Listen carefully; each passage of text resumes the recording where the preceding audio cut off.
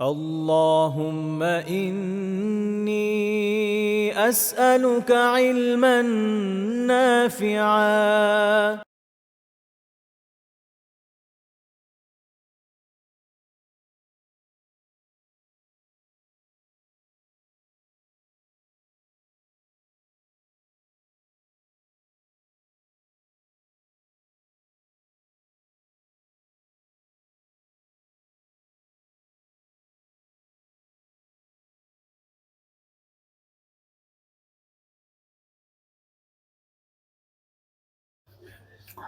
إن الحمد لله نحمده ونستعينه ونصلي على رسوله الكريم وعلى آله وصحبه أجمعين أما بعد।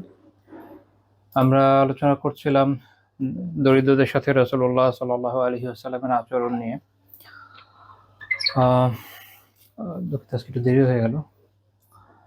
তো আমরা এর আগে 22টা পয়েন্ট আলহামদুলিল্লাহ আলোচনা করেছি। আজকে আমাদের 23তম পয়েন্ট থেকে আলোচনা শুরু হবে ইনশাআল্লাহ তাআলা।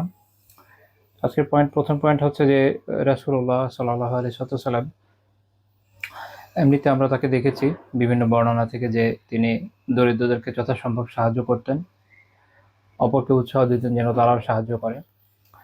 এর বিপরীতে দরিদ্রদেরকেও তিনি উৎসাহ দিতেন, তাদেরকে উদ্বুদ্ধ করতেন যেন তারা মানুষের সামনে যথাসম্ভব হাত না পাতে, অর্থাৎ তাদেরকে আত্মমর্যাদা শেখাতেন, আত্মসম্মান বোধ শেখাতেন এবং এর মাধ্যমে তাদেরকে উদ্বুদ্ধ করতেন। কারণ বিষয়টা আসলে কি, দুই দিক মিলিয়ে চলতে হবে। অর্থাৎ যে দরিদ্র, তার যেটা প্রয়োজন সেটা সে বলবে, কোনো ধনী ব্যক্তি বা যার সামর্থ্য আছে তার সাহায্য নেবে, বা যদি ইসলামী হুকুমত থাকে তাহলে তো সরকারই সাহায্য করবে। অন্যদিকে অন্যদিকে তাকে এটাও শেখানো হবে যেন সে ধীরে ধীরে স্বাবলম্বী হয়ে ওঠে, তার মধ্যে আত্মসম্মান বোধ সৃষ্টি হয়, যেন সে আজীবন এইভাবে না চলে। অর্থাৎ সবসময় মানুষের কাছে শুধু চাইতেই থাকবে, এভাবে সে চলবে না, বরং তাকে উদ্বুদ্ধ করা হবে যেন সে যথাসম্ভব হাত না পায়। তো এখানে একটা ব্যালেন্সিং এর বিষয় আছে। আল্লাহ তাআলা কোরআনে সূরা বাকারার 273 নম্বর আয়াতে এরকম মুমিনদের প্রশংসা করেছেন যাদের নিজেদের প্রয়োজন থাকার পরও তারা অপরের কাছে নাছোড়বান্দা হয়ে চাওয়া থেকে বিরত থাকে। মানে শুধু চাওয়া না, শুধু চাওয়া এটা শরিয়াতে অবৈধও নয়, নিন্দনীয় নয় যদি কারো প্রয়োজন পড়ে, কিন্তু ওই যে একটা আছে না, নাছোড়বান্দা হয়ে চাওয়া, চাইতেই থাকা, ভাই দেন দেন দেন। সবসময় আপনারা দেখবেন অনেক সময় যারা ভিক্ষুক থাকে এমনভাবে আশেপাশে থাকবে যে কাপড় ধরে টানাটানি করবে, মানে এমন একটা সিচুয়েশন করবে আপনাকে বিরক্ত করে দিবে। এটা পছন্দনীয় না, বরং এটা নিন্দনীয়। আল্লাহ তাআলা বলছেন লিল ফুকারা ইল্লাযীনা উহসিরু ফি সাবিলিল্লাহ, এই যে দান, এটা অভাবগ্রস্ত লোকদের প্রাপ্য, যারা আল্লাহর পথে এমনভাবে তারা ব্যাপৃত থাকে যে লা ইস্তাতিউনা দারবান ফিল আরদ, জীবিকার সন্ধানে ভূপৃষ্ঠে ঘোরাফেরা করতে তারা পারে না। অর্থাৎ আল্লাহ তাআলার রাহে, আল্লাহ তাআলার দ্বীনের জন্য তারা এমনভাবে সম্পৃক্ত থাকবে যে তারা জীবিকার জন্য যে কোথাও ঘোরাফেরা করবে এটা তাদের পক্ষে সম্ভব হবে না।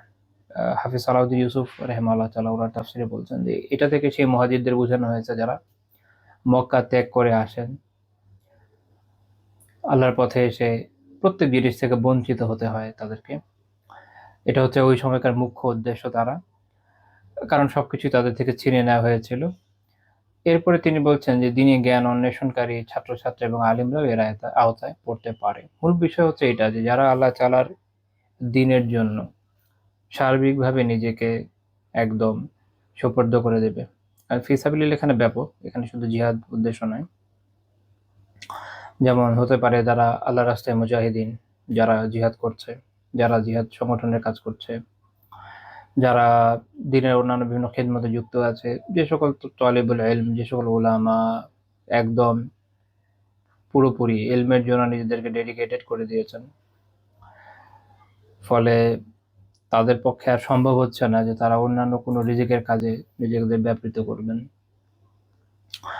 অথবা দিনই অন্যান্য যে কোনো কাজে, দিনই যে কোনো ধরনের দিনের জন্য প্রয়োজনীয় যত ধরনের কাজ হয়, এই ধরনের ব্যক্তি যারা যারা মূল কথা হচ্ছে এটা যে যারা দিনের জন্য নিজেদেরকে এভাবে উৎসর্গিত করে দিয়েছেন। যেমন অনেককে দেখবেন যে আলহামদুলিল্লাহ দিনই দাওয়ার জন্য নিজেদেরকে একদম এমনভাবে ব্যাপৃত করেছেন যে তাদের পক্ষে আসলে অন্য কোনো কাজ পসিবল না।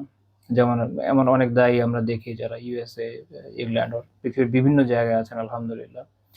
তারা ওইসব জায়গাগুলোতে যেমন দাওয়া করছেন, স্ট্রিট দাওয়া করছেন, মানুষের কাছে দাওয়া করছেন। আফ্রিকা থেকে নিয়ে আমি দেখেছি যে পাপুয়া নিউ গিনি পর্যন্ত আলহামদুলিল্লাহ দিনের দাওয়া নিয়ে ঘোরাফেরা করছেন। তো এই লোকগুলো 24 ঘন্টা দিনের জন্য নিয়োজিত। এদের পক্ষে আসলে পসিবল না যে অন্যান্য কাজে নিজেদেরকে ব্যাপৃত করবেন। যারা মানসম্মতভাবে বিভিন্ন দিনই প্রশ্ন উত্তর করেন, এখানে দিনই প্রশ্ন উত্তর খুব সহজেও দেওয়া যায়। মনে করেন আপনি জিজ্ঞেস করলেন একজন আলিমকে, উনি এক লাইনে উত্তর দেন হ্যাঁ না শেষ, ভেরি ইজি। আবার কারো এরকম হয় যে কোয়ালিটি টাইপের উত্তর দেওয়ার চেষ্টা করেন, একদম দলিল আদিল্লা সহ। স্বাভাবিক এটাতে লম্বা সময় চলে যায়, যারা লেখেন তারা জানেন। তো একদম পরিপূর্ণভাবে এটাতে নিজেকে এমনভাবে লাগিয়ে রাখছেন দারুল ইফতার কাজে, কোনো হাদিসের খেদমতে। অর্থাৎ ওভারঅল দিনের যত ধরনের হয়, এটা একটা দুইটা জায়গায় সীমাবদ্ধ বিষয় বলা যাবে না। ব্যাপকভাবে দিনই কাজে যারা এমনভাবে নিজেদেরকে সম্পৃক্ত করে নিয়েছেন, ওহ সেরো, এভাবে তারা একদম আটক হয়ে আছেন, যেখান থেকে তাদের পক্ষে আর অন্য কিছু এই যে জমিনে ঘোরাফেরা করবেন উপার্জনের জন্য, এটা তাদের পক্ষে সম্ভব না। সেসব অভাবগ্রস্ত, কারণ স্বাভাবিক আপনি যখন এখানে এভাবে নিজেদেরকে যুক্ত করে নেবেন, যেমন আসাবে সুফা করেছিলেন, বা পরবর্তী সময় উলামা থেকে, মুজাহিদিন থেকে নিয়ে দাঈ ইলাল্লাহ সবাই। তো তাদের ক্ষেত্রে যেটা হয় যে তারা যদি বাবার জমিদারি না থাকে স্বাভাবিক যে তারা কি হবে, ফোকারার মধ্যেই পড়বে।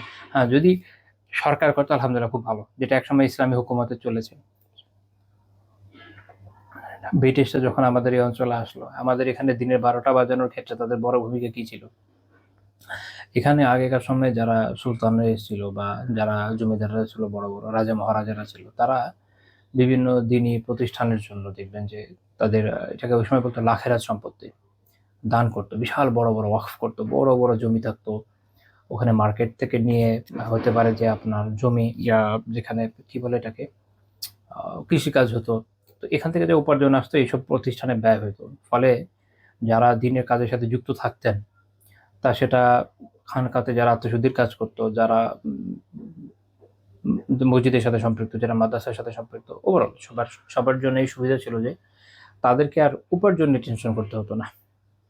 তো ব্রিটিশ সেগুলোকে লাখেরা যে এটা বাতিল করে দিল, সব সম্পত্তি বাজেয়াপ্ত করলো। এর ফল হয়েছিল এরকম যে এই বেচারাদের হাতে আর কিছু ছিল। আপনার ফকির বিদ্রোহের কথা শুনে থাকবেন, ফকির বিদ্রোহেতে যারা বিদ্রোহ করেছে এরা কিন্তু রাস্তার ফকির না আর কি। এটা হচ্ছে এই ফোকারা। এনার বিশাল অংশ ছিলেন আলিম বা বিভিন্ন বড় বড় খানকাতে সম্পৃক্ত ব্যক্তি, যারা তাসাউফের সাথে, আত্মশুদ্ধির সাথে বিভিন্নভাবে জড়িত ছিল, এই ধরনের ব্যক্তিরা। তো তারা তখন জিহাদ ঘোষণা করেছিলেন। দিনের এই বিশাল সম্পত্তি এরা কি করছিল, বাজেয়াপ্ত করছিল, কারণ ওরা বুঝেছিল যে এটা যদি করে দেওয়া যায় তাহলে এই বেচারাদেরকে কি করতে হবে। এদেরকে, এরা সারা জীবন অন্য কিছু তো শিখে নেই, যেই স্কিল শিখেছে এটার থেকে তারা বঞ্চিত হয়ে যাবে। দুই নম্বর চলবে কিভাবে, 2 নম্বর হচ্ছে যে যদি তাদেরকে ব্যবসা বাণিজ্য বা অন্যান্য কাজে লাগিয়ে দেয়, যে তাহলে আরো ভালো, আরো ভালো। কেন ভালো? তাহলে আর পড়াশোনা বা অন্যান্য যে দিনই কাজ করছে এগুলো করতে পারবে না। হ্যাঁ, এইভাবে তারা চিন্তা করেছে। হয়তো ভালো আলো আলম কি চিন্তা করেছে, বাট এটা ফলাফল কিন্তু এরকম হয়েছে, বিপুল পরিমাণ প্রতিষ্ঠান ধ্বংস হয়ে গেছে। হাতে গোনা কিছু লোক যারা পরবর্তী সময় বড় বড় কাজ করেছেন, যেমন ধরেন ইজহারুল হক, একটা অসাধারণ কিতাব, যেটাতে রহমতুল্লাহ কিনাবি রহমতুল্লাহ আলাই খ্রিস্টানদের বাইবেলকে কঠিনভাবে রদ করেছিল। সময় ব্যাপক দাওয়া চলছে বাইবেলের ভারতীয় উপমহাদেশে। কিনাবি রহমাল্লাহ তাআলা যেটাকে করতে পারে, সেটা বড় কারণ হচ্ছে এটা কিনাবি রহমাল্লাহ তাআলা বাবার একটা জমি দিয়েছিল। আল্লাহ শুকরিয়া আলহামদুলিল্লাহ। যদি এটা না হতো উনি পারতেন না। উনি লম্বা সময় একদম বাইবেলের অনেকগুলো এডিশন উনি সংগ্রহ করেছিলেন, সবগুলো পড়ে টরে উনি ওই সময়কার খ্রিস্টানদের সবচেয়ে বড় পাদ্রী অঞ্চলে ফাউন্ডার, তার সাথে সরাসরি ডিবেটে তাকে পরাজিত করেন আলহামদুলিল্লাহ। এবং এর মাধ্যমে আল্লাহ তাআলার শুকরিয়া যে এরপরে এই অঞ্চলে যে বিশাল দাওয়া চলছিল বাইবেলে, এটা অনেক সীমিত হয়ে যায়, কারণ ফাউন্ডার থেকে বড় জ্ঞানী এই অঞ্চলে কেউ ছিল না। তো যাই হোক, এটা মাথায় রাখা দরকার যে দিনই যে কোনো কাজে যারা যুক্ত, ওভারঅল যে আলহামদুলিল্লাহ যারা হালাল কাজে, অনেকে দিনের কাজ বলেও তো অনেক অপকর্ম করে আমরা জানি, তাই না? সেটা না, অবশ্যই তারা এর এই আয়াতের হবে, উদ্দেশ্য হবে যেটা সালাউদ্দিন ইউসুফ সাহেব রাহিমাহুল্লাহ বলছেন। তো আল্লাহ তাআলা এরপরে বলছেন কি, ইয়াহসাবুহুমুল জাহিলু আগনিয়া মিনাত তাআফফুফি তা'রিফুহুম বিসীমাহুম লা ইয়াসআলুনা নাস ইলহাফা। এটা হচ্ছে আমাদের মূল বিষয়, যেখানে আসতে চাচ্ছিলাম, যে যেহেতু তারা কিছু চায় না, মানে এই যে তারা নিজেদেরকে আল্লাহ তাআলার রাস্তায় আটক করে রেখেছে, ব্যস্ত রেখেছে, তারা কিন্তু মানুষের কাছে এসে চাচ্ছে না যে আমাকে এটা দাও ওইটা দাও, এভাবে তারা চাচ্ছে না। তাদের মধ্যে আত্মসম্মান বোধ আছে, তাদের মধ্যে আত্মসম্মান বোধ আছে, তারা তো রাস্তায় ভিক্ষার থালা নিয়ে ঘুরে বেড়াচ্ছে না বা মানুষের কাছে হাত পেতে বেড়াচ্ছে না। ফলে আল্লাহ তাআলা বলছেন যে ইহসাবুহুমুল জাহিল, যারা অজ্ঞ লোক আছে তাদের অবস্থা সম্পর্কে যারা অজ্ঞ বা যারা অবিবেচক। কারণ দুনিয়াতে অনেক ধরনের মানুষ আছে, কিছু মানুষ থাকে আলহামদুলিল্লাহ আল্লাহ তাআলা এই যোগ্যতা দিয়েছেন যে আরেকজন মানুষের সিচুয়েশন মানে চেহারা দেখলে অনেক সময় বুঝে যায় যে আচ্ছা এই ভাইটা একটু কষ্টে আছে। আবার কারো হচ্ছে এরকম যে অনেক সময় বললে বুঝবে না। এই জন্য আল্লাহ বলছেন কি, যারা জাহিল, যারা অজ্ঞ বা অবিবেচক লোক, এরা যেহেতু তারা চায় না, এই জন্য এদেরকে কি মনে করে, অভাবমুক্ত মনে করে, ধনী মনে করে। যেহেতু চায় না, দেখা যাচ্ছে যে এত অভাবের মধ্যে বেচারা আছে, কিন্তু হয়তো আলহামদুলিল্লাহ সবসময় এক কাপড়ই মনে করে যে পরে বা 2-4টা কাপড়ই পরে, কিন্তু আলহামদুলিল্লাহ সবসময় সুন্দর করে আয়রন করে ঘুরে বেড়াচ্ছে, তো দেখে মনে করছে মাশাআল্লাহ ভালো টাকা আছে, কিন্তু আসলে এরকম নয়। তো আল্লাহ তাআলা বলছেন যে তারিফুহুম বিসীমাহুম লায়াসআলুনা আন-নাস ইলহাফা, যে আপনি তাদেরকে তাদের লক্ষণ দেখে চিনতে পারবেন। অর্থাৎ আপনি আপনার তখন বুঝতে হবে ডানে বামে দেখে যে এই লোকের ওভারঅল সিচুয়েশন দেখে তখন আপনার বুঝতে হবে। এই যে অনুধাবন শক্তি, এটা কিন্তু থাকা দরকার মুমিনের, যে আরেকজন মুমিন ভাইয়ের কি অবস্থা আছে। মানে আমরা একদম চোখ কান বন্ধ করে যে ঘুরি, তাহলে এটা এখানে বলা হচ্ছে না, বরং এতে উৎসাহ দেওয়া হচ্ছে কি, যে তাদের লক্ষণ দেখে যেন আমরা বুঝি যে আমাদের এই ভাইটা বা এই বোনটা বা যারা দিনের কাজের সাথে যুক্ত আছে আলহামদুলিল্লাহ তাদের আসলে সহায়তা প্রয়োজন। এবং আল্লাহ তাআলা বলছেন লায়াসআলুনা আন-নাস ইলহাফা, যে তারা মানুষের কাছে নাছোড়বান্দা হয়ে কোনো কিছু চায় না। ইলহাফ এর মানে হচ্ছে কি, কেউ এরকম অর্থ করেন যে একদমই না চাওয়া, কিন্তু এটা আসলে একদম পারফেক্ট অর্থ আসে না। ওনার হাদিস এবং সবকিছু মিলিয়ে আসলে বোঝা যায় যে এর মানে হচ্ছে এইটাই, যে যারা একদম নাছোড়বান্দা হয়ে চায় সেটার কথা এখানে বলা হচ্ছে। অর্থাৎ তারা নাছোড়বান্দা হয়ে কোনো কিছু চায় না, ভাই দেন দেন দেন দেন দেন, আমার এটা লাগবে, এই করতে হবে ওই করতে হবে, হ্যাঁ এইভাবে না, তারা এইভাবে মানুষের কাছে চায় না। তাহলে এখান থেকে এটা বোঝা গেল যে কালে ভদ্র যদি চায় বা কোনো বিশেষ সিচুয়েশনে যদি কেউ চায়, তাহলে তাকে এই আয়াত নাকচ করছে না। মনে রাখেন, হঠাৎ কারো কোনো বিশেষ জরুরত পড়লো, মুমিন ভাই একে অপরকে সাহায্য করবে, এটাই স্বাভাবিক। তো সেটার জন্য কেউ কারো কাছে এরকম সাহায্য চেয়েছে, সেটা ওই বান্দাকে এই আয়াত থেকে, এই আয়াতের যে উত্তম গুণের কথা বলা হচ্ছে এখান থেকে বের করে দিচ্ছে না। এটা হচ্ছে তাদের কথা বলা হচ্ছে যারা এরকম কন্টিনিউয়াসলি চাইতে থাকে। এটা মাথায় রাখতে হবে, খেয়াল রাখতে হবে। লা ইলাহা ইল্লাল্লাহ।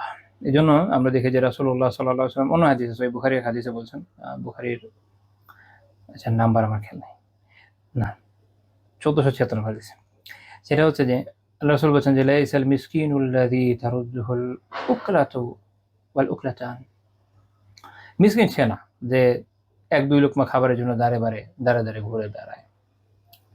ওয়ালাকিনাল মিসকিনুল লাযী লাইসা লাহু গিনা ওয়া ইস্তাহয়ী আও লা ইয়াসআলু আন-নাস ইলহাফা। আল্লাহ রাসূল সাল্লাল্লাহু আলাইহি ওয়াসাল্লাম বলেছেন মিসকিনকে, মিসকিনের সংজ্ঞা আল্লাহ রাসূল দিয়ে দিয়েছেন। সে মানে অনেকে মনে করে যে মিসকিন হলো সে যে মানুষের দাঁড়ে গিয়ে এটা 1 লোকমা 2 লোকমা চাচ্ছে, সামান্য খাবার চাচ্ছে, কিছু টাকা চাচ্ছে বা চাল চাচ্ছে। আগেকার সময় চাল ভিক্ষা নিতে, এখন তো নেয় না। তো এরকম আল্লাহ রাসূল বলছেন না, মিসকিন না। মিসকিন হলো সে যে অভাব থাকার সত্ত্বেও লাইসা লাহু গিনা, তার ধনাঢ্যতা নাই, সে ধনী নয়। লাইসা লাহু গিনা আসলে অভাব না, মানে অভাব থাকা এরকম না। লাইসা লাহু গিনা মানে তার ধনাঢ্যতা নাই। ওয়া ইস্তাহি, কিন্তু সে লজ্জিত হয়, সে লজ্জা পায়, মানুষের চায় না। অথবা বলছেন যে লা ইয়াসআলু নাস ইলহাফা, বা মানুষের কাছে এরকম বারবার চাইতে থাকে না। অভাব থাকা মানে যদিও তার ধনাঢ্যতা নাই, সে ধনী নয়, কিন্তু তারপরেও মানুষের কাছে সে এভাবে বারবার চাইতে থাকে না। এমন ব্যক্তি হচ্ছে মিসকিন। সহিহ বুখারী হাদিসে আমরা এখান থেকে জানলাম। তো এই জন্য সালাউদ্দিন ইউসুফ সাহেব রাহিমাহুল্লাহ তাআলা উনি বলছেন যে এই জন্য পেশাদার ভিক্ষুকের পরিবর্তে যারা মুহাজির, এখন মুহাজির তো এখনো মানুষের পক্ষে মুহাজির হওয়া কি ইম্পসিবল না। ফর এক্সাম্পল, কে এমন কোনো দেশে আছে যেখানে ইসলাম কায়েম নাই, সে এমন কোনো দেশে চলে গেল যেখানে ইসলাম কায়েম আলহামদুলিল্লাহ আছে, সে মুহাজির হবে। আবার দেখেন যেখানে অনেক গুনাহ আছে, ওখান থেকে তুলনামূলক কম, যেখানে সেসব ভালো জায়গার দিকে তুলনামূলক ভালো, একদম ভালো না, তুলনামূলক ভালোর দিকে যখন কেউ যাচ্ছে, সেটাও একজন হিজরা। ওই যে আপনারা একটা হাদিস শুনেছিলেন না, যে বনী ইসরাইলের 1 লোক 99 জনকে হত্যা করে তারপর 100 জনকে পূর্ণ করে পর আরেক জায়গায় যাচ্ছে, ওইরকম। তাহলে খারাপ জায়গা থেকে তুলনামূলক ভালোর দিকে যাওয়া, তো সেটাও হতে পারে। এখন অনেক ভাই বোনরা অনেক সময় হয় কি, যে দেখবেন যে এমন কোনো দেশে হয়তো আছে যেখানে হয়তো অশ্লীলতার অবস্থা অনেক বেশি, অনেক খারাপ, ভাই বোন অথবা পরিবারের দিক থেকে, বাবার দিক থেকে হয়তো বাংলাদেশে, আমি বাংলাদেশে এক্সাম্পল দিচ্ছি। তো এখন ওখান থেকে চলে আসার আগে অবশ্যই আমি বলবো যে কোনো ক্ষেত্রে এই ধরনের ডিসিশন নেওয়ার আগে অবশ্যই আলিমদের সাথে পরামর্শ করে নেওয়া উচিত। তো ধরেন আলহামদুলিল্লাহ কেউ এরকম চিন্তা করলো যে আমি চলে যাব, বাংলাদেশে চলে যাবো, এটা এখানকার থেকে অন্তত অন্যান্য অনেক দিক দিয়ে ভালো, মসজিদ আছে, হালাল খাবার খাওয়া যায় আলহামদুলিল্লাহ, বা বিভিন্ন বেনিফিট আছে আলহামদুলিল্লাহ। তো সেই ব্যক্তি যখন এই দেশে আসছে, মহাজির হচ্ছে না, হচ্ছে, আমি এরকম শুনেছি আমার পরিচিতের মধ্যে, আমি দেখেছি যে এরপর খুব স্ট্রাগল করেছে। দেখা যাচ্ছে যেখানে একটা না ভালো চাকরি পাওয়া যাচ্ছে, না অন্য কিছু করা যাচ্ছে, মানে কারণ দেশের বাইরে যে মানুষ অনেক আলহামদুলিল্লাহ অড জব করেও খুব ভালো মতো চলতে পারে, পৃথিবীর অনেক দেশে এরকম অবস্থা আছে, কিন্তু বাংলাদেশের অবস্থা তো আপনারা জানেনি। তো এসে মনে করেন যে অনেকে খুব মুশকিলের মধ্যে পড়ে যায়, মুসিবতের মধ্যে পড়ে যায়, অথচ তারা তো সাদের বেশ বড় হকদার, তাই না? এ আয়াত থেকেও বুঝে যায়, আর এমনিও বলেন। তো তাহলে এই জায়গাগুলো আমাদের দেখা দরকার। এই জন্য শেখ রাহিমাহুল্লাহ তাআলা বলছেন যে এই জন্য পেশাদার ভিক্ষুকের পরিবর্তে মুহাজির, দিনী জ্ঞান অন্বেষণকারী ছাত্রছাত্রী, এটা খুব ইন্টারেস্টিং বিষয়। দিনী জ্ঞান অন্বেষণকারী ছাত্রছাত্রী মানে শুধুমাত্র যারা মাদ্রাসায় পড়ে এরকম না, যারা মাদ্রাসায় পড়ে, মাদ্রাসা ছাড়া বাইরে কোনো আলিমের কাছে পড়তে পারে, যে কোনো ইনস্টিটিউশনে পড়তে পারে। এমনিতে কেউ আলহামদুলিল্লাহ মাদ্রাসা এডুকেশন শেষ করেছে, বা কোনো দিনী ইনস্টিটিউশনের এডুকেশন শেষ করেছে, বা ইসলামিক এডুকেশন অনেকগুলো ধারা আছে, যে কোনো একটা থেকে পড়েছে আলহামদুলিল্লাহ, বা হয়তো ওখানে পড়েও নাই, আমরা যেটাকে সেকুলার শিক্ষা বলি সেটার মধ্যে হয়তো আছে, বাট সে দিনী জ্ঞান অন্বেষণ করার চেষ্টা করছে, যে কোনো ধরনের দিনী জ্ঞানের হতে পারে। এটা ওই যে অনেক সময় আমরা একটা সংকীর্ণ দৃষ্টিকোণ থেকে দেখি, এরকম করা দরকার না, বরং দিনী অর্জনের জন্য যেখানে যে কোনো জায়গায় চেষ্টা করছে আলহামদুলিল্লাহ, সে এর অন্তর্ভুক্ত, সে তালেবুল ইলমের মধ্যে অন্তর্ভুক্ত। তারপর হচ্ছে যারা তিনি তারপর বলছেন যারা উলামা এবং চাইতে পারে না, অথবা চাইতে পারে না, এবং অথবা চাইতে লজ্জাবোধ করে এমন গুপ্ত যারা ভাবে, খুঁজে তাদের সহযোগিতা করা উচিত। অর্থাৎ বিষয়টা আবার শুধু এরকমই না যে শুধু যারা মাদ্রাসা যেমন একটা একটা চিন্তা চলে আসছে অনেকের, সেটা না, যারা তালেবুল ইলম, যে কোনো শিক্ষা ব্যবস্থা হতে পারে তারা, আবার শুধু তারাই না, এর বাইরেও যেমন যারা এমন মানুষ যারা অভাবী, আপনার পরিচিতের মধ্যে আলহামদুলিল্লাহ পেয়েছেন খুঁজে, আপনার পরিচিত একজন ভাই, পরিচিত একজন বোন অভাবে আছেন এই মুহূর্তে, বা তার হয়তো অনেক লোন আছে, যে কোনো সিচুয়েশনে পড়েছেন, স্বাভাবিক সম্ভ্রমবোধের কারণে, লজ্জার কারণে হয়তো চাইতে পারছে না, আপনি জানেন বা কোনোভাবে বুঝে গেছেন, তো আপনার তখন দায়িত্ব কি তাকে সাহায্য করা, এবং সে এটার বড় হকদার। তো শেখ রাহিমাহুল্লাহ তাআলা বলছেন যে এর কারণ হচ্ছে অন্যের সামনে হাত পাতা মানুষের আত্মসম্মান পরিপন্থী এবং মর্যাদা হানিকর কর্ম। আর হাদিসে এসছে যে যার কাছে তার প্রয়োজনে যথেষ্ট সামগ্রী থাকা সত্ত্বেও মানুষের কাছে ভিক্ষা চায়, কিয়ামতের দিন তার মুখমণ্ডল ক্ষত বিক্ষত হবে। আর সহিহ বুখারী মুসলিমের বর্ণনা যে ব্যক্তি সবসময় মানুষের কাছে চায়, কিয়ামতের দিন তার মুখমণ্ডলে গোশত থাকবে না। তো এটা উল্লেখ করে উনি বুঝিয়ে দিচ্ছেন যে এই ধরনের লোক যারা এভাবে চাইছেন আত্মমর্যাদার কারণে এবং হাদিসের এই সকল নির্দেশনার কারণে, আপনি যখন বুঝতে পারছেন যে আলহামদুলিল্লাহ এরকম একজন দিনী ভাই বা দিনী বোনের সিচুয়েশন আপনি জানেন এবং আপনার সামর্থ্য আছে, তখন এটা তো সওয়াব অর্জনের একটা বিশাল বড় সুযোগ। এই বিষয়গুলোকে আমি মনে করি যে সওয়াব অর্জনের বড় বড় সুযোগ। অর্থাৎ যখনই জানতে পারছি যে অমুক ভাই অমুক বোন তিনি এরকম একটা সমস্যায় আছেন, তাকে কিছু হলেও আর্থিক সাহায্য সহযোগিতা করা যায়, ইভেন আর্থিক সাহায্য সহযোগিতা শুধু না, অন্যান্য যে কোনো ক্ষেত্রে, যে কোনো মারুফ, যে কোনো প্রত্যাশিত উত্তম কাজ, এভাবে যদি তাকে সাহায্য করা যায়, আহ এটা এমনও হতে পারে উত্তম সুপারিশের মাধ্যমে, কোনো একটা জায়গায় একটা হালাল চাকরির ব্যবস্থা করার মাধ্যমে, বা যে কোনো ক্ষেত্রে। তো তখন আমি মনে করি যে এটা একটা বিশাল বড় সুযোগ, এটাকে গনিমা মনে করা উচিত, কারণ মুমিন প্রত্যেকটা সওয়াবের কাজে অগ্রসর হয়, এটা মনে রাখতে হবে। যখনই সুযোগ পেয়ে যাবে যে আলহামদুলিল্লাহ এখানে একটা তো নেক কাজের সুযোগ পাওয়া যাচ্ছে, খুশি হয়ে যাবেন, তো খুশি হওয়ারই বিষয়, কষ্ট পাওয়ার বিষয় তো না, তাহলে খুশি হওয়ারই বিষয় হবে। কিন্তু দেখা যায় যে আমরা আল্লাহ আল্লাহ আমাদের চিন্তা ভাবনা কিভাবে কাজ করে, আমরা হয়তো ভাবি যে এই বিষয়গুলোকে ভাবি না, ভাবা উচিত, আল্লাহ তাআলা তৌফিক দান করেন। এই সঙ্গে আমরা একটা ঘটনা দেখব, হাকিম বিন হিজাম রাদিয়াল্লাহু তাআলা আনহুর। সহিহ বুখারীর 1472 নম্বর হাদিস। হাকিম বিন হিজাম রাদিয়াল্লাহু তাআলা আনহু বলছেন যে আমি সাআলতু রাসূলুল্লাহ সাল্লাল্লাহু আলাইহি ওয়াসাল্লাম ফাআতানি, আমি আল্লাহ রাসূলের কাছে সাল্লাল্লাহু আলাইহি ওয়াসাল্লাম একবার চাইলাম, তো তিনি আমাকে দিলেন। সুম্মা সাআলতুহু ফাআতানি, আমি আবার চাইলাম দ্বিতীয়বার, উনি আমাকে তখনও দিলেন। সুম্মা সাআলতুহু ফাআতানি, তিনবার, তৃতীয়বার চাইলেন, তখনও দিলেন। তো দেখেন আল্লাহ রাসূল সাল্লাল্লাহু আলাইহি ওয়াসাল্লামের কাছে উনি তিনবার চেয়েছেন, এটা মনে রাখেন, এটা নিয়ে আমরা পরে ইনশাআল্লাহ আলোচনা করবো, যে উনি আল্লাহ রাসূল তিনবারই তাকে দিয়েছেন, না করেননি। এরপর তৃতীয়বার দেওয়ার পরে চতুর্থবার এবার আল্লাহ রাসূল বলছেন যে হাকিম ইন হাযাল মাল খাদিরাতুন হুলওয়া, যে এই যে সম্পদ, এগুলো হচ্ছে যে শ্যামল, সুস্বাদু, মানে খুব আকর্ষণীয়, যেগুলো মানুষ আকৃষ্ট হয় সম্পদের বিষয়টা এরকমই। ফামান আখাযাহু বিসাখাওয়াতি নাফস বুরিকা লাহু ফীহি, যে এটাকে এমন ভাবে গ্রহণ করে যে তার নফস হচ্ছে হাদিস বলছে যে বিসাখাওয়াতি নাফস মানে হলো, ইবনে হাজার রাহমাতুল্লাহ ব্যাখ্যা করছেন যে যদি অন্তরের মধ্যে লোভ না থাকে, বিগাইরি শাররা ওয়ালা ইলহাফ, অন্তরের মধ্যে লোভ, পাওয়ার প্রচন্ড আকাঙ্ক্ষা, এগুলো ছাড়া যদি কেউ এরকম সম্পদ নেয়, অর্থাৎ কেউ সম্পদ দিচ্ছে এটাকে নিচ্ছে এই প্রচন্ড লোভ ছাড়া, অথবা মানে আখাযা বিগাইরি সুআল, অথবা এটার ব্যাখ্যা হচ্ছে এটা যে না চেয়ে পায়, চাচ্ছে না যে ভাই আমাকে দেন দেন, এরকম না, পেয়েছে আলহামদুলিল্লাহ নিয়েছে। তো এইভাবে যখন কেউ এটা নিচ্ছে, আল্লাহ রাসূল সাল্লাল্লাহু আলাইহি ওয়াসাল্লাম বলছেন যে সেক্ষেত্রে কি হবে, যে বুরিকা লাহু ফীহি, এর জন্য তাকে বারাকা দেওয়া হবে। তাহলে না চেয়ে অথবা লোভ ছাড়াও, চেয়েও হইতে পারে, চেয়েও হয়তো কেউ নিল, তার প্রয়োজন আছে, সে প্রয়োজনের জন্য নিল, কিন্তু তার এরকম না যে সম্পদের লোভে পাগল হয়ে নিচ্ছে, এরকম না, তার প্রয়োজন হাজত আছে এটার জন্য নিচ্ছে। তো তখন আল্লাহ তাআলা এটাতে বারাকা দেন, বুরিকা লাহু ফীহি, এটা বারাকা দেওয়া হয়। ওয়ামান আখাযাহু বিইশরাফি নাফসিন লাম ইউবারাক লাহু ফীহি, আর যখন এই জন্য নেয় যে একদম মানে তার অন্তরে লোভ আছে অনেক, সম্পদের লোভের জন্য চাইতে এসছে, কারণ সবাই কিন্তু বিভিন্ন অনুদান বলেন, ডোনেশন বলেন, সাহায্য বলেন, সবাই তো আর প্রয়োজনের জন্য নেয় না। আমরা জানি যে কি ধরনের স্ক্যাম আমাদের এই অঞ্চলে আছে। তো দেখা যায় যে মানুষ অনেক সুন্দর সুন্দর কথা বলে অনেক সময় মানুষের কাছ থেকে সম্পদ হাতিয়ে নেয়, কারণ তার লক্ষ্য থাকে হচ্ছে সে এইটা দিয়ে ধনী হয়ে যাবে। নয়তো এটা কিভাবে সম্ভব যে একটা দেশে মানুষের এজেন্সি হজের টাকা মেরে পালিয়ে যাবে না। আলহামদুলিল্লাহ, আরো অনেক ধরনের কাজ হয়। তো যখন কাজে যখন এভাবে কেউ নিবে যে তার সে মূলত তার লোভের কারণে সে নিচ্ছে, তখন লাম ইউবারাক লাহু ফীহি, তাতে কোনো বারাকা দেওয়া হয় না, সে বারাকা পায় না তার সম্পদে। আল্লাহ রাসূল সাল্লাল্লাহু আলাইহি ওয়াসাল্লাম একটা উপমা দিলেন, কাল্লাযী ইয়াকুলু ওয়া লা ইয়াশবাউ, তার মতো অবস্থা তার, যে খায় কিন্তু তার ক্ষুধা মেটে না, কারণ বারাকা পায় না। দেখবেন যে কেউ হয়তো খাচ্ছে, অনেক খাচ্ছে, ক্ষুধা মিটছে না। ক্ষুধা কেন মিটছে না? বারাকা নাই ওর ভিতরে। তারপর আল্লাহ সুবহানাহু রাস্তার কথা বলেন, আল ইয়াদুল উলিয়া খায়রুম মিনাল ইয়াদিস সুফলা, যে উপরের হাত অর্থাৎ দাতার হাত যে দেয়, সেটা নিচের হাত অর্থাৎ যে গ্রহণ করে গ্রহীতার হাত তার থেকে উত্তম। তো এই হাদিস থেকেও একটা জিনিস বোঝা যায়, কি জানেন? সেটা হচ্ছে যে নিজেকে দাতা বানানোর পর্যায়ে নিয়ে যাওয়াটা ভালো, কারণ সেটাকে উত্তম বলা হয়েছে।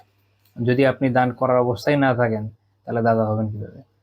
যাই হোক, তারপর হাকিম রাদিয়াল্লাহু তাআলা আনহু বলছেন, ইয়া রাসূলুল্লাহ, ইয়া রাসূল, ওনার মধ্যে আত্মসম্মানটা শক্তিশালীভাবে যখন জেগে উঠেছে, ওয়াল্লাযী বা'আসাকা বিল হক, যে আল্লাহ আপনাকে হক সহ পাঠিয়েছেন তার কসম, লা আরজু আহাদান বা'দাকা শাই হাত্তা উফারিকা দুনিয়া, যে আপনার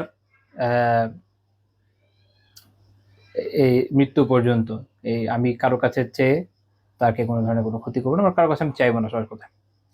তো এরপর যখন আল্লাহ রাসূল সাল্লাল্লাহু আলাইহি ওয়াসাল্লামের জীবদ্দশায় উনি আর কারো কাছেই চান নাই। তারপরে হচ্ছে আবু বকর রাদিয়াল্লাহু তাআলা আনহুর সময় আবু বকর রাদিয়াল্লাহু তাআলা আনহু ওনাকে গনিমতের সম্পদ দেওয়ার জন্য, বাইতুল মালের সম্পদ দেওয়ার জন্য ডাকলেন।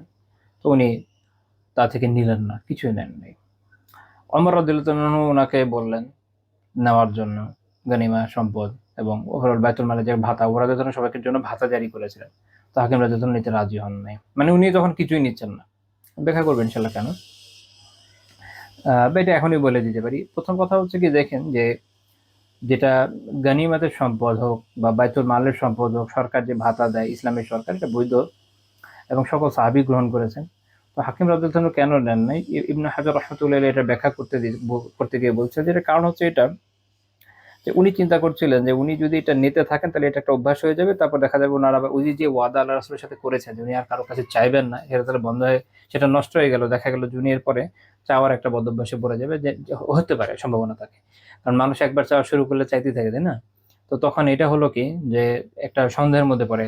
আর হাদিসে আছে যে যেটা তোমাকে সন্দেহের মধ্যে ফেলে, দায়ামা ইউরিবুক ইলা মা লা ইউরিবুক, যেটা তোমাকে সন্দেহের মধ্যে ফেলে সেটা বাদ দিয়ে যেটা ফেলে না সন্দেহের মধ্যে সেটা করো। তো এই কারণে উনি এই কাজটা করেছেন, যেটা আমি নিলাম না। তো ওমর রাদিয়াল্লাহু তাআলা তখন সবার সামনে সবাইকে সাক্ষী রেখে এটা বললেন যে আমি আমি যে তাকে দিতে চেয়েছি সে কিন্তু নেয় নাই, তো এটা সবাই সাক্ষ্য থাকো। কারণ ওমর রাদিয়াল্লাহু তাআলা আনহুর উনি যে সম্পদ সবাইকে ঠিকমতো দিয়েছেন, কারণ সম্পদ নিয়ে যান নাই বা মেরে দেন নাই বা কোনো ধরনের হক নষ্ট করেন নাই, এটাই এনশিওর করা ওমর রাদিয়াল্লাহু তাআলার ডিউটি ছিল, উনি এটা করে দিয়েছেন। তো হাকিম রাদিয়াল্লাহু তাআলা আনহু এইভাবে কাটিয়েছেন, আল্লাহু আকবার। তো হাকিম রাদিয়াল্লাহু তাআলা আনহুর বিষয় একটা মজার বিষয় যে উনি এটার বারাকা ওনার কিরকম হয়েছে এটা আমরা দেখি। ইবনে হাজার রাহমাতুল্লাহি আলাইহি ইসহাক বিন রাহওয়াই রাহিমাহুল্লাহ তাআলা থেকে ওনার মুসনাদ থেকে বর্ণনা করেছেন, জুহরি রাহিমাহুল্লাহ থেকে, যে ফামাতা হিনা মাত ওয়া ইন্নাহু লামিন আকসারি কুরাইশ মালা। উনি যখন মারা গেলেন, হাকিম রাদিয়াল্লাহু আনহু যখন মারা গেলেন, উনি কিন্তু এই যে আমরা দেখলাম যে বাইতুল মালের ভাতা নিচ্ছেন এই নামে, কিন্তু আল্লাহ তাআলা ওনাকে রিজিকের কোনো অভাব দেন নাই, আলহামদুলিল্লাহ। উনি যখন মারা গেলেন তখনকার কুরাইশদের মধ্যে উনি সবচেয়ে বেশি সম্পদের অধিকারী ছিলেন, সবচেয়ে বেশি। আল্লাহ তাআলা ভাই বারাকা দিয়েছেন তাকে, এটা বোঝা যাচ্ছে না, বারাকা ওইভাবে অর্জিত হয়ে যায় বিভিন্নভাবে। তো এই হাদিসের অনেকগুলো ফাওয়াইদ আছে। ইবনে হাজার রাহমাতুল্লাহি আলাইহি ফাথুল বারীতে অনেকগুলো ফায়দার কথা উল্লেখ করেছেন, অনেকগুলো শিক্ষার কথা উল্লেখ করেছেন। আমি জাস্ট কয়েকটা যদি একটু বলি, একটা হচ্ছে যে এই হাদিস থেকে শুরুতে ওই যে খেয়াল আছে যে বলেছিলাম যে নেওয়ার ক্ষেত্রে নির্লোভ থেকে কারো কাছে বারবার না চেয়ে এমনিতে যখন অনুদান নেওয়া হয়, সেটার একটা কথা আছে শুরুতে, তখন এটা থেকে বারাকা হয়। তো এখান থেকে দুইটা শিক্ষা ইবনে হাজার রাহমাতুল্লাহি বলছেন। এক হচ্ছে যে কাজেই কেউ যখন গ্রহণ করে কারো থেকে, কিভাবে গ্রহণ করে, কিভাবে যে তার অন্তর এরকম নির্লোভ হয়, অর্থাৎ সম্পদ বাড়ানোর আকাঙ্ক্ষায় না, তার প্রয়োজনের জন্য নিচ্ছে, তখন এটা যে জোহদ আমরা বলি, যে দুনিয়া বিমুখতা তার বিপরীত নয়। আল্লাহ কাদিয়া খাওয়া জুহদ মাল আখাদ, নেওয়ার সাথে সাথে জোহদ হতে পারে, ইবনে হাজার রহমতুল্লাহ বলছে। কারণ এটা হচ্ছে এই যে তার অন্তর যে নির্লোভ হচ্ছে, এটা হলো জোহদ। জোহদ নিয়ে মানুষের অনেক ধরনের চিন্তা ভাবনা থাকে, অনেক রেবাদ থেকে অনেকভাবে অনেকে চিন্তা করেন, কিন্তু এখানে উলামা যুগ যুগ ধরে কি বুঝেছেন এটা দেখা দরকার। যেমন তো ভুলে গেলাম, ইবনুল কাইয়িম রাহিমাহুল্লাহ সম্মত বলেছেন যে জুহদ এটা না যে মানে হাতে সম্পদ আছে আর অন্তর হাতে সম্পদ নেই কিন্তু অন্তর দুনিয়ার প্রতি আকৃষ্ট, এটা জুহদ না। জুহদ এটা যে আপনার হাতে সম্পদ থাকলে অন্তর দুনিয়া বিমুখ, ওটা হচ্ছে জুহদ। আচ্ছা, আরেকটা ফায়দা হচ্ছে যে কেউ যদি অন্তরের এরকম নির্লোভ অবস্থায়, তো লোভের সাথে না, নির্লোভভাবে সে যখন তার প্রয়োজন এই অনুযায়ী যখন এবার অনুদান গ্রহণ করে বা এই ধরনের সম্পদ গ্রহণ করে, তখন ইউহাসিল আজরা জুহদ বলে বারাকা ফি রিজক, তখন এর মাধ্যমে তার জুহদের দুনিয়া বিমুখতার যে আজর প্রতিদান সেটা সে পায় এবং তার রিজিকে বারাকা হয়, যেটা আমরা হাদিস থেকে দেখলাম। মানে একটা বিষয় বোঝা গেল যে এই যে দুনিয়া বিমুখতা, অন্তরকে আখিরাত মুখী করা, দুনিয়া মুখী না করাটা, এটা হচ্ছে দুনিয়া আখিরাতে সবচেয়ে কল্যাণকর বিষয়ের মধ্যে পড়ে। আরেকটা ফায়দা হচ্ছে যে কেউ যখন ধরেন অনেক খাচ্ছে, এমন খাওয়া খাচ্ছে যে কিন্তু অনেক খাচ্ছে কিন্তু তার এতে সে পরিতৃপ্ত হচ্ছে না, তো এটার অবস্থা হচ্ছে ওই সম্পদের মতো যেটা দিয়ে সে পরিতৃপ্ত হয় না, ব্যক্তি আরো আরো পাওয়ার জন্য আকাঙ্ক্ষী হয়ে ওঠে। এইটা আসলে কিন্তু উপকারী নয়, তাই না? এই সম্পদ থাকা না থাকা একই না, যেন এই সম্পদের কোনো অস্তিত্বই নেই। একজন মানুষ খেলো, পেট ভরলো না, যেন সে খায়নি, তাই না? ওইরকম একজন মানুষের অনেক সম্পদ আছে কিন্তু এটা তার কোনো কাজে আসতেছে না। কাজে আসবে কখন? মানে এই বিভিন্ন পার্টি টার্টি করলে কাজে আসে না, এটা যে উপকার, নাফা, উপকার থাকা লাগে। উপকারটা কোনটা? যখন মানুষ আখিরাতের উপকার লাভ করে। তো যখন কারো অনেক সম্পদ আলহামদুলিল্লাহ আছে, সেটা সে দিনই কাজে ব্যয় করে, জাকাত ঠিক মতো দেয়, সদাকা করে, অন্যান্য যতভাবে সে আখিরাত কামাইতে পারে, যেভাবে সাহাবীরা করেছেন, এইভাবে যখন কেউ করে তখন এটার উপকার থাকে। যখন উপকার থাকে তখন আসলে এটা একটা সম্পদ, তখন আসলে এটা একটা সম্পদ, কারণ এটার অস্তিত্ব আছে, বুঝা যাচ্ছে আখিরাতে আপনি খায়ের পাচ্ছেন, ইভেন দুনিয়াতেও আপনি তখন এর উত্তম ব্যবহার করতে পারবেন। বিপরীত ক্রমে যখন কারো সম্পদ থাকে সেটা সে আখিরাতে কল্যাণের কাজে ব্যবহার করে না, তো দুনিয়াতেও তার ওরকম ওইভাবে উপকারটা আসতেছে না। মনে করেন কেউ অমুক ক্লাবের মেম্বার হয়েছে এত লাখ টাকা ডোনেশন দিয়ে, এটা দুনিয়াবি ওইভাবে তো আসলে কোনো উপকার নেই, টাকা আসছে ওখান থেকে, টাকা যাচ্ছে নষ্টামের পিছনে। তো এইটা যেন অনস্তিত্বের মতোই, থাকা না থাকা সেম। আর এটা আমরা এখান থেকে বললাম। আরেকটা ফায়দা হচ্ছে এটা যে ইবনে হাজার রাহিমাহুল্লাহ বলছেন যে ফিহি জাওয়াজু তাকরারি সুআলি সালাসা, তিনবারের মতো এরকম চাওয়া এটা বৈধ, মানে বারবার চেয়ে চেয়ে তিনবারের মতো নেওয়াটা বৈধ, এই হাদিস থেকে বোঝা যায়। কারণ হাকিম রাদিয়াল্লাহু তাআলা তিনবার চেয়েছেন, রাসূল না করেননি। ওয়া জাওয়াজুল মানি ফি রাবিআ, চতুর্থবার যদি না করে যে না আমি দিব না, এটা বৈধ। অর্থাৎ দাতা তিনি চতুর্থবার বলতে পারেন যে দিব না, এটা তার জন্য বৈধ। একই রকম ভাবে উনি এরপরে বলছেন যে এটা মাকরুহ হবে না। বৈধ অনেক সময় কি, যেটা মাকরুহ, শুধু মাকরুহ তার হারাম না, ওইটা বলা হয় যে জায়েজ মাল কারাহা, অপছন্দনীয়তার সাথে বৈধ, তো এটা মাকরুহ না, এটা একদম বোবা, এটা বৈধ, কারণ আল্লাহ রাসূল নিজে না করেছেন। তারপরে এই এই বিষয়ে আমাদের আলহামদুলিল্লাহ আলোচনা হয়ে গেল। এই হাদিস থেকে আমরা বেশ কিছু ফায়দা পেলাম। তারপরে পয়েন্টে আমরা যাই ইনশাআল্লাহ। তো এখান থেকে আমরা অনেকগুলো শিক্ষা আশা করি, লম্বা সময় আমরা আলোচনা করেছি, তো আশা করি এখান থেকে আমরা অনেকগুলো শিক্ষা অর্জন করতে সক্ষম হয়েছে। আল্লাহ তাআলা আমাদের বোঝার এবং আমলের তৌফিক দিন। 24 নম্বর পয়েন্ট, দান করার মতো কিছু না থাকলে নবী সাল্লাল্লাহু আলাইহি ওয়াসাল্লাম যারা দরিদ্র তাদেরকে উত্তমভাবে এটা জানাতেন, সুন্দরভাবে নিজের ওযর পেশ করতেন। এটা একটা অসাধারণ শিক্ষা, যেটা তার জীবন থেকে আপনারা পাবেন এবং যেটা আমাদের জীবনে খুবই রেয়ার। আলহামদুলিল্লাহ। আমাদের এখানে কি হয়, মনে করেন আমার কাছে বা আপনার কাছে টাকা নাই বা কিছুই নাই বা আপনি দিবেন না, তো কেউ চাইতে আসছে, আল্লাহ মানুষ যেরকম ব্যবহার করে দূর দূর করে তাড়িয়ে দেয়। আবার অনেকে হয় কি, কাউকে সাহায্য করে তার খোঁটা দেয়, সাহায্য করে পরে খোঁটা দেয় বা এটার কষ্ট দেয়, আরে তোমাকে আমি এই সাহায্য করেছিলাম, ওই সাহায্য করেছিলাম, তুমি আমার জন্য কি করেছো। দেখেন আল্লাহ তাআলা আমাদেরকে খুব সুন্দর করে একটা কথা বলে দিয়েছেন সূরা বাকারা 262 নম্বর আয়াতে, কাউলুম মারুফ ওয়া মাগফিরাহ খায়রুম মিন সাদাকা ইয়াতবাউহা আযা। আল্লাহ তাআলা বলছেন যে উত্তম কথা, কাউলুম মারুফ, অর্থাৎ ইবনু কাসির রাহিমাহুল্লাহ ব্যাখ্যা করছেন যে অর্থাৎ উত্তম কথা, ওয়া দুআ লিল মুসলিম, যে মুসলিমদের জন্য দোয়া করা, উত্তম কথা মুসলিমদের জন্য দোয়া, এটা হচ্ছে কাউলুম মারুফ। উত্তম কথা যা আছে, আপনি ভালো কথা বলছেন, ওযর পেশ করছেন, খায়রের জন্য দোয়া করছেন, এগুলো সবই কাউলুম মারুফের মধ্যে পড়ে। মাগফিরা যেমন কেউ আপনার প্রতি কথার মাধ্যমে বা কোনো কাজের মাধ্যমে যদি জুলুম করে ফেলে তা ক্ষমা করা, এটাই আমরা বুঝি এটা কাউলুম মারুফ ওয়া মাগফিরা। তার এই উত্তম কথা ক্ষমা প্রদর্শন করা, খায়রুম মিন সাদাকাতি ইয়াতবাউহা আযা, যেটা সেই সাদাকার থেকে উত্তম যেটা দেওয়ার পরে কষ্ট দেওয়া হয়। অর্থাৎ সাদাকাও করলেন আবার কষ্টও দিলেন, এবং আল্লাহ তাআলা মনে করে দিয়েছেন যে আল্লাহু গানিয়ুন হালিম, জেনে রাখো আল্লাহ তাআলা তো অভাব মুক্ত।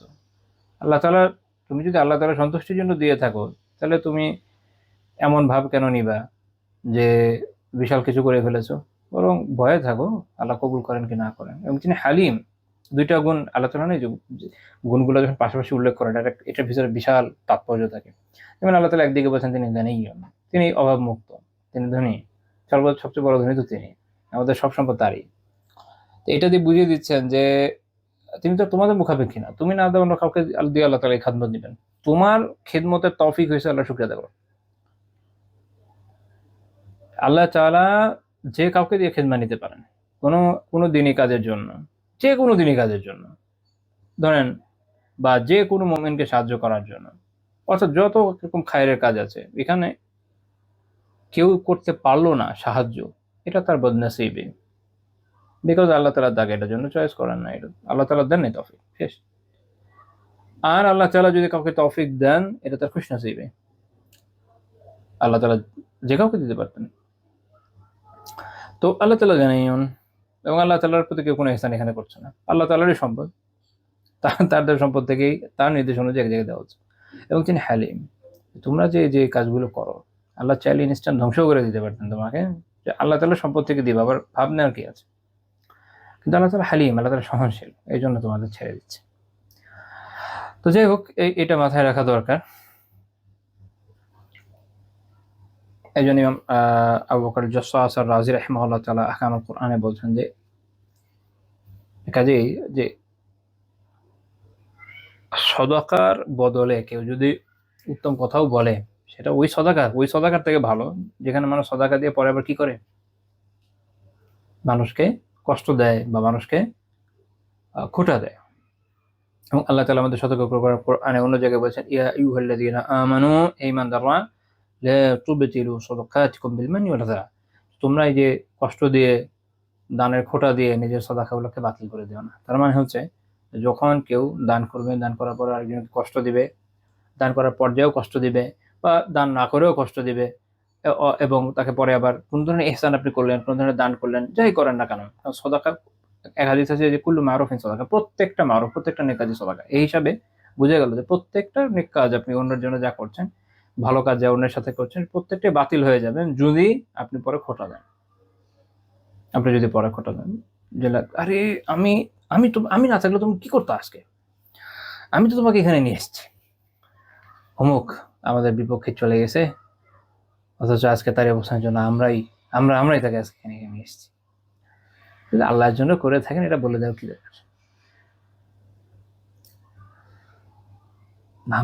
আমি তোমাকে এই করেছিলাম, আজকে তুমি এই করলা, তুমি আমাকে শতভাগ সমর্থন দিলা না। আর কত ধরনের কথা হয় আমাদের সোসাইটিতে, সব বাতিল হয়ে যাবে যদি এরকম কথাবার্তা মানুষ বলে। এবং রাসূলুল্লাহ সাল্লাল্লাহু আলাইহি ওয়াসাল্লাম বলেছেন, লা ইয়াদখুলুল জান্নাত আক ওয়ালা মুদমিন খামর ওয়ালা মান্নান। 3 ধরনের বিষয়। জান্নাতে প্রবেশ করবে না পিতামাতার অবাধ্য সন্তান, খামারে আসক্ত, নেশায় আসক্ত ব্যক্তি, এবং যে হচ্ছে অনুগ্রহ করে খোঁটা দানকারী। প্রবেশ করার মানে চিরতরে করবেন এরকম না, মানে ডাইরেক্ট করবেন, এটা একটা কবিরা গুনাহ যেহেতু, তো এটার জন্য সে সাজা পাবে। তারপর যদি আল্লাহ মাফ করে, যদি ঈমান থাকে সেক্ষেত্রে, ঈমান না থাকলে তো আলাদা কথা, সেক্ষেত্রে কখনোই যাবেন। মুসনাদ আহমদের 6892 নম্বর হাদিস, শাইবান রাহিমাহুল্লাহ সহিহ গায়রি বলেছেন। এই আয়াতের তাফসীরে হাফিজ ইউসুফ সাহেব রাহিমাহুল্লাহ তাআলা বলছেন যে কাজী ভিক্ষুকের সাথে নম্রভাবে এবং দয়া মাখা স্বরে কথা বলা বা দোয়া করার মাধ্যমে তাকে উত্তর দেওয়া হচ্ছে এই উত্তম কথা। নম্রভাবে বলবেন, কিরকম যে ভাই আমার কাছে নাই, দিতে পারছি না, বা আপনি অ্যাভয়েড করে চলে গেলেন, কিছুই বললেন না, সেটাও খারাপ না। অ্যাটলিস্ট মানুষ বকা দেয়, উল্টাপাল্টা কথা বলে, এটা বলার কথা না। বা দোয়া করলেন যে আল্লাহ তোমার আমার প্রতি রহম করেন, আমার কাছে নাই, বিভিন্নভাবে হতে পারে, যত উত্তমভাবে করতে পারেন। বাট আমাদের সোসাইটিতে খুব অড লাগবে হয়তো, এটা তো সত্যি যে আমাদের অনেক কিছুই অপরিচিতের মতো হয়ে গেছে দিনের বিষয়ে, এগুলো পরিচিত তো করতেই হবে। যেমন আমার মনে আছে, আমরা যখন ছোট ছিলাম তখনও দেখতাম যে মানুষ ভিক্ষা দিতে না পারলে বলতো যে ভাই মাফ করেন, ভিক্ষা নাই। আসলে খুব সুন্দর একটা কথা। পরে এক সময় দেখলাম যে ভিক্ষুকরাই বিরক্ত, সবাই খালি মাফ চায়, এই চাই ওই চাই, এই ধরনের কথাবার্তা বলে, এটা হচ্ছে তাদের নাশকরি। বাকি আরেকজন নাশকরি করছে বলে আমি তো জালেম হতে পারি না।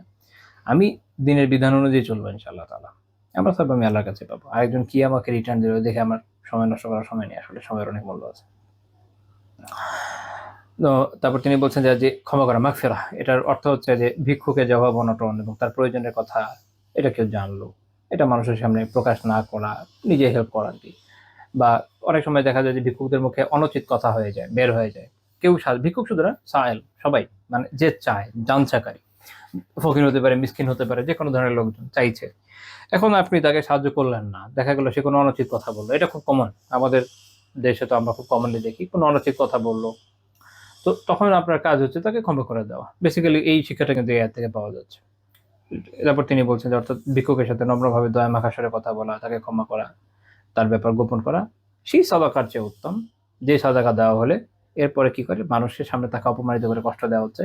সেখানে হাদিসে কি বলা হচ্ছে যে আল কালিমাতু তাইয়্যিবাহ সাদাকা, উত্তম কথা সদাকা। সহিহ মুসলিমের 1009 নম্বর হাদিস, উত্তম কথা কি? সদাকা। তাহলে আমরা যখন উত্তম কথা বলি, এটা একটা সদাকা। একজন ভিক্ষুক আপনার কাছে সাহায্য চাচ্ছেন, আপনি তাকে আর্থিক সাহায্য দিতে পারছেন না, কিন্তু শুধু ভিক্ষুক না, ওভারঅল যে কোনো সায়েল, যে কোনো জানচাকারী, যে কেউ আপনার কাছে কোনো সাহায্য চাচ্ছে, আপনি আর্থিক সাহায্য দিতে পারছেন না, আপনি অন্তত তাকে একটা ভালো কথা বললেন, উত্তম কথা বললেন, তার জন্য দোয়া করলেন, সদাকা হলো। আপনি সদাকা করলেন। ধরেন যেমন আমাদের এখনকার সোশ্যাল মিডিয়াতে কেউ একজন আসবে ইনবক্সে যে ভাই আমার এই বিষয়ে সাহায্য দরকার, আমি বললাম যে ভাই আমার কাছে এই সামর্থ্যটা, আমার সামর্থ্য নাই এই মুহূর্তে আপনাকে সাহায্য করার, ওইরকম ইকোনমিক্যাল অবস্থা আমার নাই, আমি এই জন্য আন্তরিকভাবে দুঃখিত, আমি দোয়া করি আল্লাহ তাআলা আপনার এই প্রয়োজন পূরণ করে দেন। উত্তম কথা বললেন, দোয়া করলেন, সদাকা। টাকা দিতে পারলেন না, কিন্তু এটা তো করতে পারলেন। আমরা এ বিষয়ে এত কৃপণ হয়ে যায় যে দেখা যায় যে এটাও করতে চায় না। কেন? সেটা কেন? দোয়া তো করা যায়, দেখা যায় যে এটাও কেউ করতে চায় না। খুবই প্যাথেটিক, এটা হওয়া উচিত নয়। বরং আমাদের কি করতে হবে তখন? আল্লাহ তাআলা আমাদের পথ শিখিয়ে দিচ্ছেন যে যদি টাকা দিতে পারো দাও, না হলে ভালো কথা বলো, এটাও একটা সাদাকা হয়ে যাচ্ছে। আমরা হাদিস থেকে জানলাম।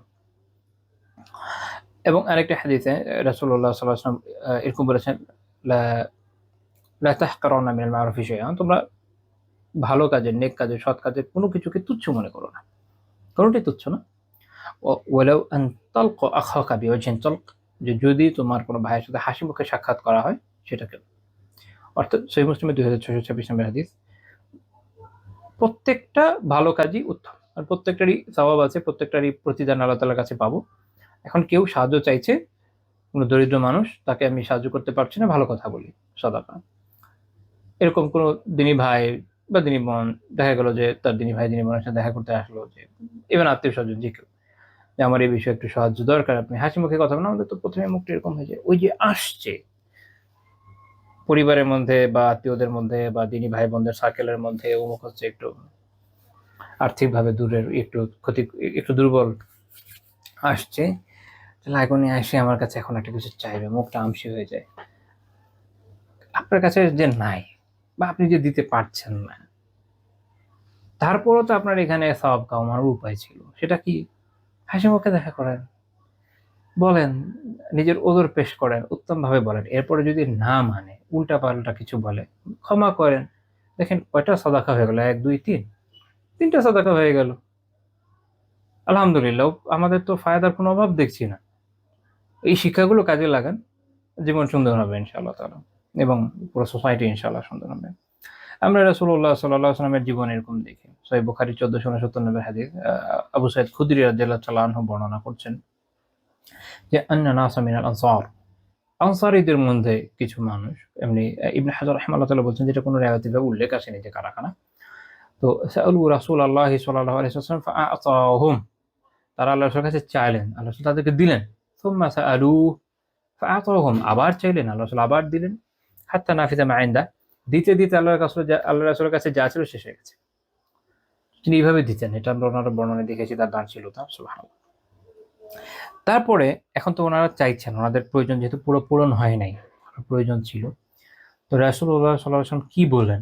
মা ইয়াকুনু ইনদি মিন খাইরিন ফালান আদাখিরাহু ফালান আদাখিরাহু আনকুম, আমার কাছে যদি, মানে আমার কাছে যদি কোনো খায়ের, এখানে সম্পদ বোঝানো হচ্ছে খায়ের দিয়ে। এই জন্য কোরআনেও বিভিন্ন জায়গায় বলা হয়েছে, এই জন্য বলা হয়েছে সম্পদ। অনেকে মনে করে কি সম্পদ ইটসেলফ খারাপ, না। কারণ কোরআন এবং হাদিসে বিভিন্ন জায়গায় এটাকে কি বলা হয়েছে? খায়ের বলা হয়েছে, কল্যাণ বলা হয়েছে। সম্পদ ইটসেলফ কল্যাণকর, এটা আয়াত এবং হাদিস দিয়ে প্রমাণিত। এখন আপনি ওটাকে ব্যবহার কিসে করছেন, উপার্জন কিসে করছেন, তার উপর নির্ভর করে। টাকা, সম্পদ, সোনা রূপা ইটসেলফ কল্যাণকর, এটা খায়ের, হাদিসে এসছে, আয়াতে এসছে। উপার্জন করছেন হারাম পন্থায়, তখন আর খায়ের থাকছে না, অকল্যাণকর হচ্ছে। ব্যয় করছেন হারাম পন্থায়, খায়ের থাকছে না, অকল্যাণকর হচ্ছে। ইটসেলফ জিনিসটা খায়ের। তো আল্লাহ রাসূল বলছেন যে আমার কাছে যদি এরকম সম্পদ থাকে, আমি তোমাদেরকে না দিয়ে এটাকে জমা করে রেখে দিই না। এই যে তিনি সুন্দরভাবে বলে বুঝাচ্ছেন, মনে হচ্ছে শেষ, যদি আরো থাকতাম আমি আরো এনে দিতাম, বাট এখন নাই। তারপর তিনি তাদেরকে উপদেশ দিচ্ছেন যারা চাইতে এসছেন, যে ওয়ামাই ইয়াস্তাআফিফ ইউইফাহু, ওয়ামাই ইয়াস্তাআফিফ ইউইফাহুল্লাহ, যে চাওয়া থেকে বিরত থাকে, আল্লাহ তাআলা তাকে বাঁচিয়ে রাখেন। ইমাম আবুল ওয়ালিদ আল বাজি রাহিমাহুল্লাহ তাআলা আল মুনতাকা শারহুল মুওয়াত্তাতে এর ব্যাখ্যা করছেন যে এর মানে হচ্ছে যে যে নিজেকে চাওয়া থেকে, অপরের কাছে এভাবে চাওয়া থেকে, সোয়াল করা থেকে, চাওয়া থেকে নিজেকে বিরত রাখে, ইউইফাহুল্লাহু, আল্লাহ তাআলা তাকে তাকে বাঁচিয়ে রাখেন। মানে হচ্ছে এই ইয়াসুনহুল্লাহু আযজা ওয়া জাল্লা আন যালিক, আল্লাহ তাআলা এইটা থেকে, অর্থাৎ যে মানুষের কাছে চাওয়া থেকে নিরাপদ রাখেন। হয়তো চাওয়ার প্রয়োজনই পড়ে না, বা তার মানসিকতাই এমন হয়ে যায় যে সে চাইবে না, অর্থাৎ তার মধ্যে এই একটা মেন্টালিটি তৈরি হয়ে যেতে পারে। তারপর আল্লাহ রাসূল বলছেন ওয়ামাই ইয়াস্তাগনি ইউগনিহিল্লাহ, যে অমুখাপেক্ষী থাকে, যে অমুখাপেক্ষী হয়, অর্থাৎ আর অন্য আরেকজনের কাছে মুখাপেক্ষী সে হচ্ছে না, আল্লাহ তাআলা তাকে ইউগনিহিল্লাহ, আল্লাহ তাআলা তাকে অভাব মুক্ত রাখেন। ইমাম আবুল ওয়ালিদ বাজি রাহিমাহুল্লাহ তাআলা বলছেন যে এটার অর্থ একটা এটা হতে পারে, আল্লাহু আলাম, যে তার কাছে অল্প যা আছে সেটা দিয়ে সন্তুষ্ট থাকে, এবং দেখা যাচ্ছে যে অন্য কারো কাছে চাইছে না, সে আর ওইটুকু দিয়ে চলার চেষ্টা করছে।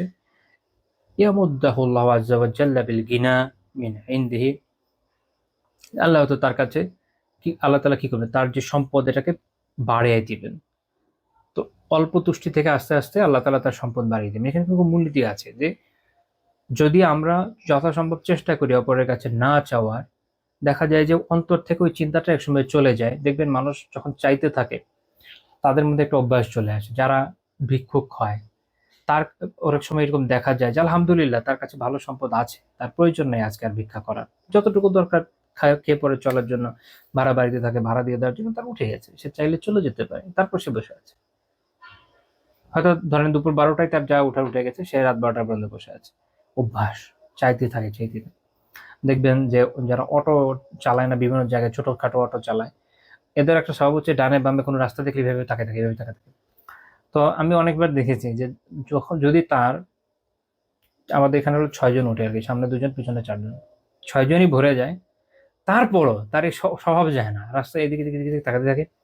এমনকি কেউ যদি একটু হাত তুলে অন্য কোনো অটোকে, সে থামিয়ে দিতে নেই, এরকম আমি অনেকবার এক্সপিরিয়েন্স করেছি। সেটা অভ্যাস। মন একবার এক কাজে যদি অভ্যস্ত হয়ে যায়, ওটা চাইতেই থাকে, ওইটার মধ্যে সে যেতেই থাকে।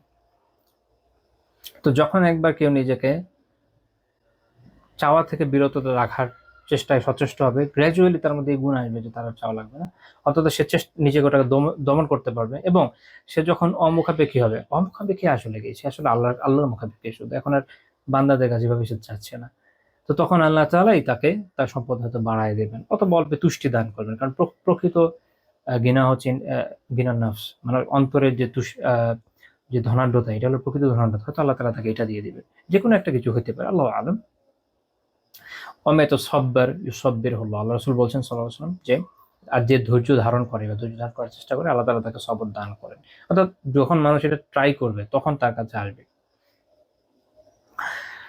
আল্লাহু আকবার। তো আল্লাহ রাসূল এরপরে বলছেন ওয়ামা উতিয়া আহাদুন আতাআন খায়রা ওয়া আওসা মিনাস সবর, কাউকে সবরের চেয়ে উত্তম এবং ব্যাপক কোনো নেয়ামত দেওয়া হয়নি। তাহলে সবর হচ্ছে সবচেয়ে উত্তম নেয়ামত, সবচেয়ে ব্যাপক নেয়ামত। বাস্তব সবর অনেক ব্যাপক কথা। সবর এক তো হচ্ছে যে যে বিপদ আপদে আমরা পড়ি, তার মধ্যে সবর করা, এটা তো আমরা চিনি বুঝি। আরেকটা সবর আছে, সেটা হলো নেয়ামতের সবর। যখন আপনাকে আল্লাহ তাআলা নেয়ামত দান করেছেন, এর উল্টা নেয়ামত দান দিয়েছেন, সেটাকে উত্তম কাজে ব্যয় করা, হারামের মধ্যে না যাওয়া, এভাবে যে নেয়ামতের শুকর গুজারি করা, এটা একটা সবরের মধ্যে পড়ে। একটা সবর আছে, সেটা হলো আহ হারাম থেকে বেঁচে থাকার সবর। কোন হারামের দিকে মন যেতে চাচ্ছে, শরীর যেতে চাচ্ছে, নিজেকে প্রতিরোধ করা, এভাবে নিজেকে আটকে রাখা, যেটা এটা একটা সবর। আরেকটা হচ্ছে আল্লাহ তাআলার আনুগত্যের মধ্যে সবর করা, অর্থাৎ সবসময় নেক কাজের মধ্যে নিজেকে রত রাখা, এবং কখনো এগুলো বাদ না দেবে। সলাতের সময় সলাতে চলে যাবে, সলাত থেকে নিজেকে বিরত না রেখে যে একটা সবর সে করছে, সলাতে যেতে কষ্ট তো হয় 5 ওয়াক্ত, তো কিন্তু সে এটা এই যে দৃঢ়তার সাথে কাজ করছে, এটা একটা সবর। তো দেখেন সবর আসলে মানুষের জীবন কেমন ভাবে পরিবেষ্টন করে আছে, যে অ্যাকচুয়ালি কেউ যদি সবর পায় তো জীবনে সব ক্ষেত্রে কল্যাণ সে অর্জন করতে সক্ষম হবে। এই জন্য বলা হচ্ছে যে ওয়ামা উতিয়া আহাদুন আতাআন খায়রা ওয়া আওসা মিনাস সবর, কাউকে সবরের থেকে উত্তম এবং ব্যাপক কোনো নিয়ামত দেওয়া, এটা সবচেয়ে উত্তম এবং সবচেয়ে ব্যাপক, সব জায়গায় পরিব্যাপ্ত। তো এই হাদিসের শিক্ষা থেকে ইবনে হাজার রাহমাতুল্লাহি আলাইহি ফাতুল বারীতে বলছেন ফিহি জাওয়াজু সুওয়ালি লিল হাজা। এই হাদিসের থেকে জানা যাচ্ছে যে প্রয়োজনের ক্ষেত্রে চাওয়া বৈধ। এটা আবার বলে রাখতে হবে, এই ধরনের রেওয়ায়াত যখন অনেকে পড়েন, আমরা অনেক সময় দেখি লেখেন ফেসবুকে, আলহামদুলিল্লাহ, তাদের মনে হয় চাওয়াটাই অবৈধ। কই, কে কবে বলেছে এই কথা? না মুহাদ্দিসিনরা বলেছেন, না ফুকাহারা বলেছেন। সুবহানাল্লাহিল আযীম ওয়া বিহামদিহি, দিনের উপর একটা অপবাদ মাত্র। ব্যালেন্স করতে হবে, এবং অবশ্যই যে কোনো হাদিস বোঝার জন্য মুহাদ্দিসিনদের ক্ষেত্রে ফুকাহারা কি বুঝেছেন সেটা দেখতে হবে। তারপরে আয়াত বোঝার জন্য মুফাসসিরিনদের কাছে যেতে হবে, যারা এক্সপার্ট তারা কি বুঝেছেন সেটা দেখে তারপরে একটা কনক্লুশন নিতে হবে। ওই নিজের মনে যা চায় তাই চালিয়ে দেওয়ার নাম দিন না, ওটার নাম প্রবৃত্তির অনুসরণ। তা যেটা যতই ভালো মনে হোক না কেন। তো যাই হোক, তো প্রয়োজনের ক্ষেত্রে কেউ যদি সোয়াল করে চায় এটা বৈধ। وإن كان الأولى تركه والصبر حتى يأتيه رزقه بغير مسألة। ইবনে হাজার রাহিমাহুল্লাহ বলছেন প্রয়োজনের জন্য এইভাবে চাওয়া এটা বৈধ, তবে উত্তম হচ্ছে এটাকে না চাওয়া এবং যতক্ষণ না না চেয়ে রিজিক তার কাছে এসে যাচ্ছে ততক্ষণ সবর করা। সবর করাটা উত্তম। মনে রাখেন, উত্তম বিষয়ে কাউকে বাধ্য করা যায় না, এবং উত্তমের জায়গায় কেউ যদি অনুত্তম কাজ করে সেটার জন্য কোনো করা যায় না, তাকে কোনো বাজে কথা কটু কথা বলা যায় না। এটা উসুলে ফিকহের একটা গুরুত্বপূর্ণ মূলনীতি।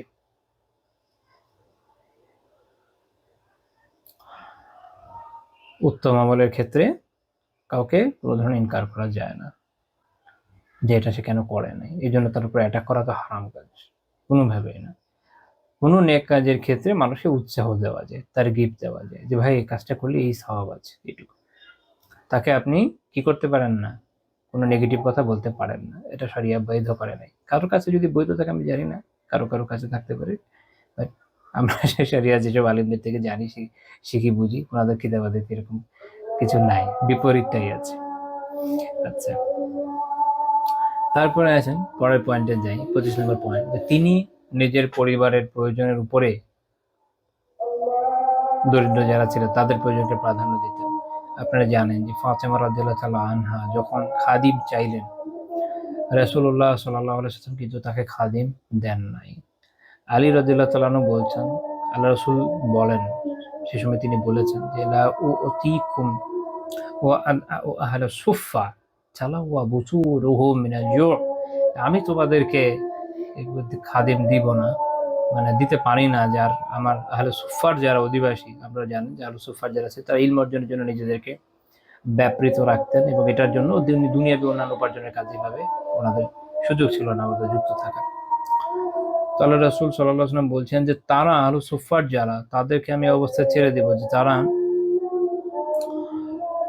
ক্ষুধায় তাদের পেট মোচড়াবে, ওই অবস্থাতে ছেড়ে দিব, এই অবস্থা ছেড়ে তোমাদেরকে আমি খাদিম দেব, এটা আমি করবো না। এটা মুসনাদ আহমদের 596 নম্বর হাদিস, আহমদ শাকর রাহিমাহুল্লাহ সনদকে সহিহ বলেছেন। তো এখানে আমরা দেখলাম যে রাসূলুল্লাহ সাল্লাল্লাহু আলাইহি ওয়াসাল্লাম নিজের পরিবারের উপর প্রাধান্য দিচ্ছেন যারা দরিদ্র তাদেরকে, যেহেতু তিনি তাদের মূল অভিভাবক ছিলেন। এখানে আমাদের জন্য শেখার বিষয় রয়েছে যে যথাসম্ভব চেষ্টা করা উচিত যেন আমরা এভাবে সাহায্য করি। তবে এখানে একটা বিষয় যে এটা আল্লাহ রাসূলের উপর যেহেতু বিষয়টা কোনো ওয়াজিব দায়িত্ব ছিল না ফাতেমা রাদিয়াল্লাহু তাআলা আনহাকে খাদিম দেওয়া, ওই কারণে উনি এটা তরক করেছেন, বরং আফজাল কাজ করেছেন, যেটা অধিক উত্তম।